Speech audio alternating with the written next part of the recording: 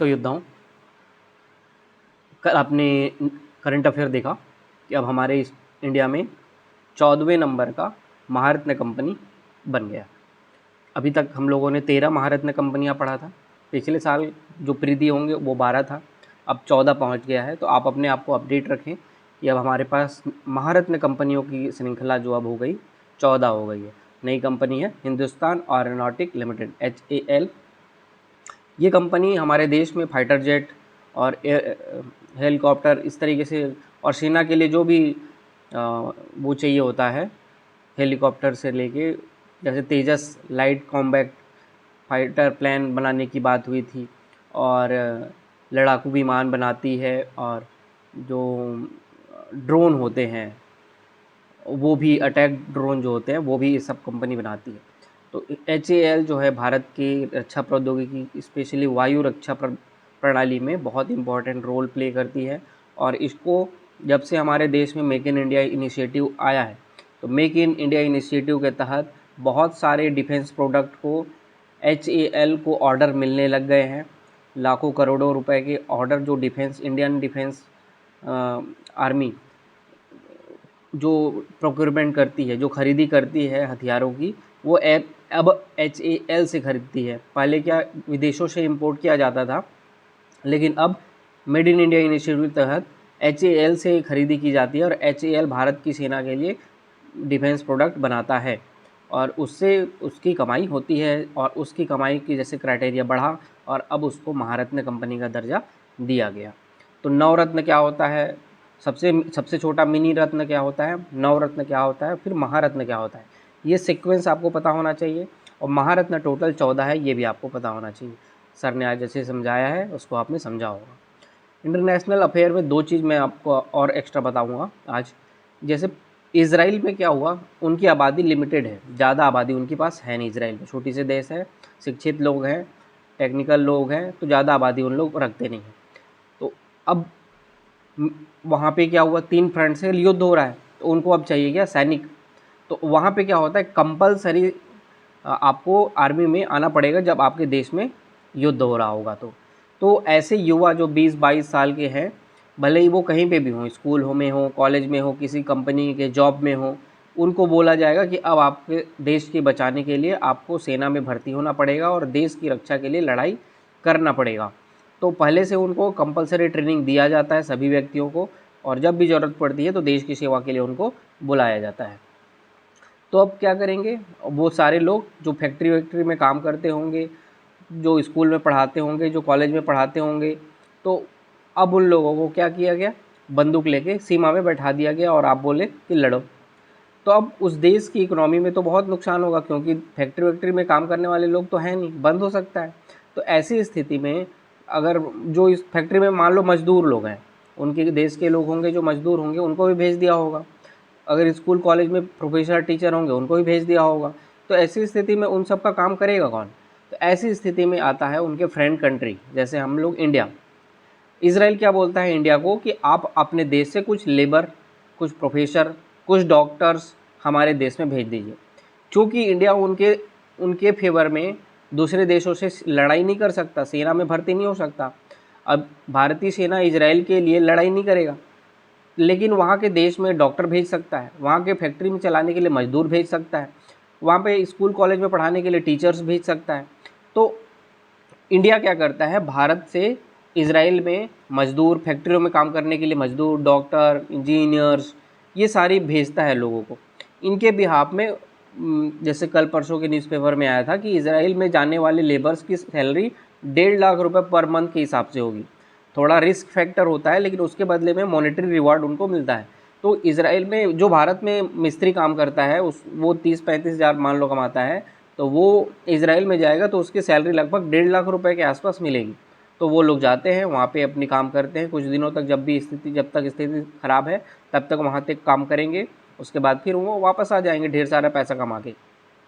इस तरीके से इंडिया अपने मित्र देशों को मदद करता है, न सिर्फ सेना के माध्यम से, बल्कि डोमेस्टिक काम से भी उनको मदद करता है। ये चीज़ हुआ।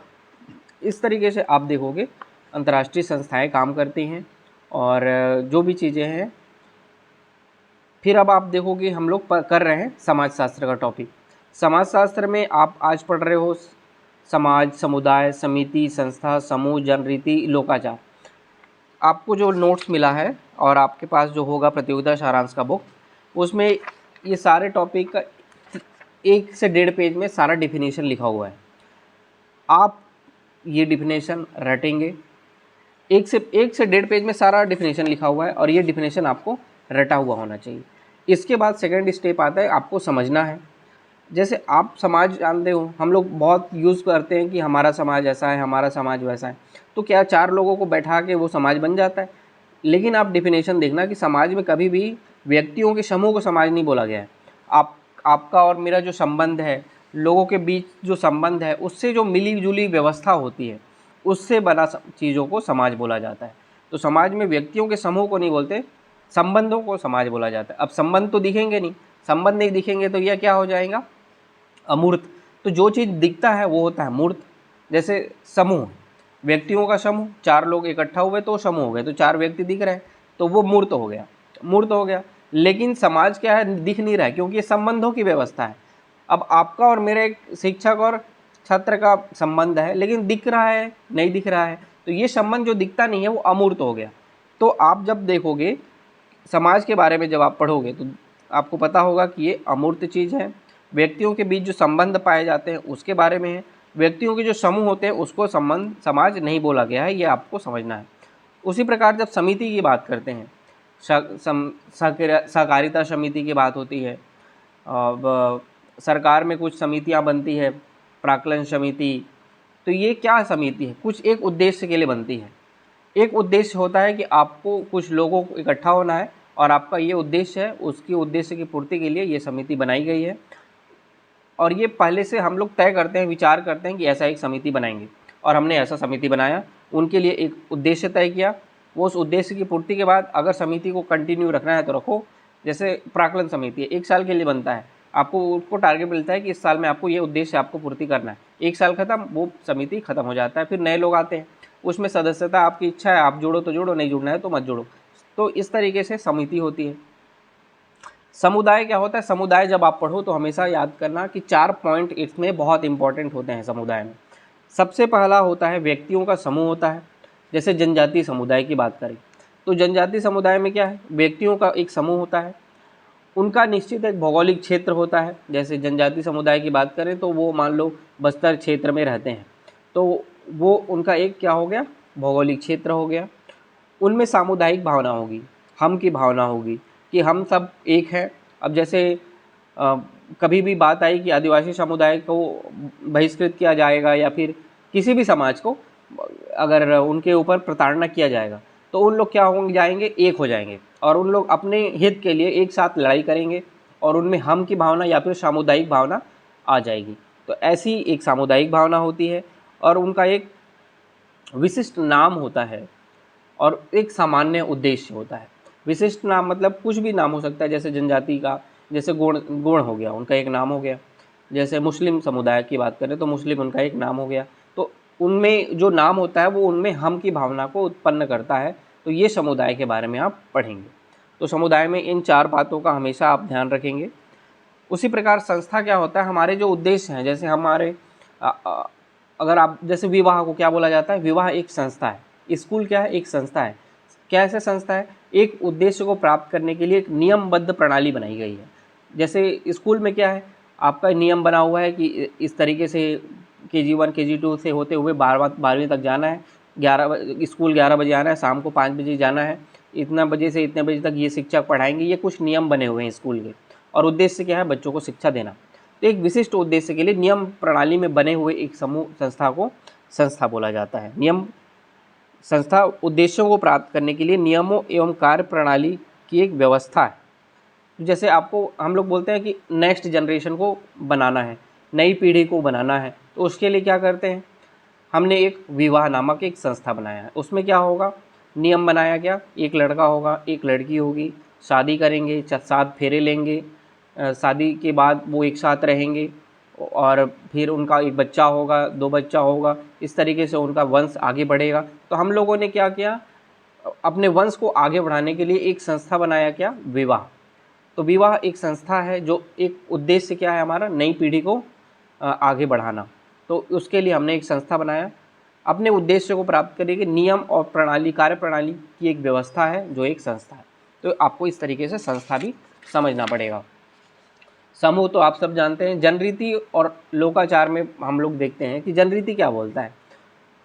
आप और मैं, अब हम जो से बड़े लोगों से मिलते हैं, हम लोग अपने मम्मी पापा से मिलते हैं तो उनको प्रणाम करते हैं, पैर छू के प्रणाम करते हैं।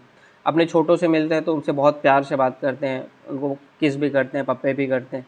तो ये उनसे प्यार करते हैं, बड़ों को आदर देते हैं। तो इस तरह ये क्या है, ये एक जनरीति है जो हम लोगों को बचपन से सिखाया गया है, संस्कार की तरह सिखाया गया है, और वो हमको अनैच्छिक अनुपालन होता है। जब अनैच्छिक अनुपालन होता है, क्योंकि अपने आप वो व्यवहार में इतना घुला मिला होता है कि जब भी हम कभी अपने मम्मी पापा को देखेंगे, बड़े लोगों को देखेंगे, उनके प्रति हमारी इज्जत आती है और हम उनको इज्जत देते हैं। इस प्रकार से जनरीति होती है। और जब वो पीढ़ी दर पीढ़ी ट्रांसफ़र होता रहता है और वो एकदम स्थायी हो गया कि वो आपको करना ही पड़ेगा, जैसे आपको दूसरे जाति में विवाह नहीं करना है, अगर ये बोल दिया गया तो वो एकदम रिजिड है। अगर दूसरे जाति में विवाह करेंगे तो आपको ऊपर एक्शन लिया जा सकता है। तो ये जब होगा तो आपको क्या होना पड़ेगा, रूढ़ी बन जाएगा, वो लोकाचार बन जाएगा। जब भी कोई जनरीति ज़्यादा रिजिड हो जाता है, स्थायी हो जाता है, तो वो लोकाचार हो जाता है। दोनों में आप डिफरेंस पढ़ेंगे। इस तरीके से आज का टारगेट, आप छोटा सा टॉपिक है जो मैंने आपको नोट्स भेजा है, मुश्किल से बैठोगे तो 1 घंटे में कवर हो जाएगा। जो थोड़ा मोड़ा समझने वाला था मैंने आपको समझाया, तो इसको 1 घंटे में ख़त्म कर लोगे। लेकिन आपको इस पूरे जितना आपको मैंने बताया है इस चैप्टर को 10 से कम बार नहीं पढ़ना, कम से कम 10 बार आपको पढ़ना ही है। फिर से मैं बोलूँगा कि इससे डायरेक्ट क्वेश्चन भी बन सकते हैं, इनडायरेक्ट क्वेश्चन बन सकते हैं। समाजशास्त्र एक ऐसा सब्जेक्ट है जिसमें 50% क्वेश्चन डायरेक्ट बनते हैं, 50% क्वेश्चन बाहर से बनते हैं। मैं अगर सपोज़ लोकाचार से ही बना दूँ एक क्वेश्चन कि वर्तमान समय में, आधुनिकता के इस दौर में, शैक्षणिक दौर में, शहरीकरण के दौर में जो हमारी लोकाचार और जनरीति हैं वो कमज़ोर होती जा रही हैं, इन्हें समझाइए। ये क्वेश्चन बन गया। तो इसको आप अपने विचार से समझाएंगे। सिर्फ तब आपको ये पता होगा कि लोकाचार और जनरीति क्या है, उसके बाद ही आप इसके आंसर दे सकते हैं। इसीलिए बोल रहा हूँ, सबसे पहले आप इसको पढ़ें, इसको रटें, इसको समझें, उसके बाद आप इसके प्रैक्टिकल क्वेश्चन को डील कर पाएंगे। तो ये रहेगा आपका टास्क। दर्शन में आपको जो टॉपिक लिख के दिया गया है उसको आप पढ़ेंगे। वेस्टर्न फिलोसॉफी के लिए आपको संघर्ष करना पड़ सकता है। जो चीज़ें आपको समझ में नहीं आई होगी आप उसको यूट्यूब में सर्च करेंगे, उनके वीडियोस यूट्यूब में मिल सकते हैं, उनको देखिए, उनको समझने का प्रयास करिए। और जो चीज़ें समझ में नहीं आती हैं, आप जो थ्योरी मैंने आपको लिख के दिया है उसको बार बार जब आप पढ़ेंगे, 20 बार 30 बार जब पढ़ेंगे, तो वो चीज़ें थोड़ी थोड़ी धीरे धीरे समझ में आनी शुरू हो जाएगी। एक साथ शुरू में आपको समझ में नहीं आएगा, धीरे धीरे वो समझ में आएगा। तो आपको प्रयास करना है कि वो चीज़ें को आपको अच्छे से बार बार पढ़ना है। साथ में जो इंग्लिश का टॉपिक चल रहा है वो भी आप कंटिन्यू रखेंगे। करंट अफेयर आप रेगुलर रहिए। और अब देखो इंटरव्यू का शेड्यूल थोड़ा सा बिगड़ गया है, तो हमारे लिए भी थोड़ा सा दिक्कत होने वाला है। जो भी है देख लेंगे और हम लोग ट्राई करेंगे अच्छे से, जो भी सिलेबस है हमको अच्छे से करेंगे। आज के लिए इतना ही रहेगा, कल फिर मिलेंगे एक नए टारगेट के साथ। आज के लिए थैंक यू।